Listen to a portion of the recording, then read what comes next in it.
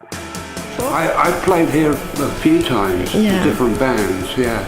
I played here with the Lords of the New Church in the 80s, with my own band in the 90s, I think.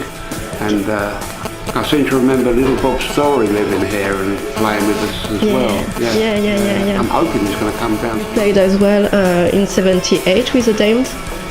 Yeah. Do you remember this gig? A little.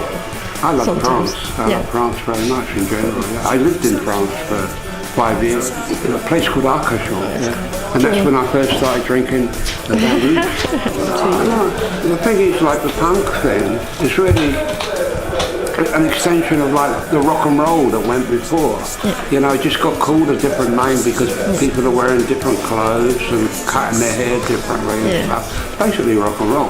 And so, I mean, I've always played rock and roll, and that's what I've done constantly. Like the Lords, I wouldn't call a punk band. We played all kinds of music, but at the essence was rock and roll, and that's what the Brian James Gang does. We play rock and roll. It's much more rock and roll. A little blues, a little kind of like jazz influence, different things. You know, we're open to everything, and you know, it's the musicians that make the music go in different directions. And so, I mean, there's been a lot of different changes in music, But the great thing about rock and roll, it just sort of like it doesn't matter. You just keep going through. All the changes are kind of like satellites around you, but you know, you play what's pure to you, and you can never get away from that. You know, it's all about emotion. You know, and that's particularly started off with a lot of emotion and stuff like that. It was almost like a kind of like Son of the Blues, you know, but with a different backbeat. You know, and things get commercialised and twisted and stuff. And then they got a habit of going full circle and coming back again, you know. And I think that's what's happening in a lot of music. There's a lot more pop music going on now than there has been for a long time. So I think that's got to change because it's not a very good example to new musicians to aspire to, you know.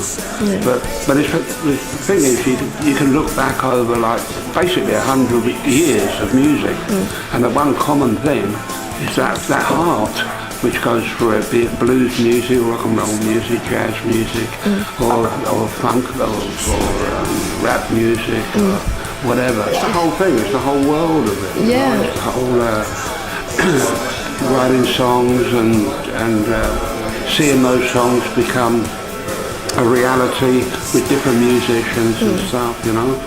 It's a beautiful thing. It's a wonderful thing, you know. It's like you can't describe it really unless you're doing it yourself. But it's because you get these things going through your head, right?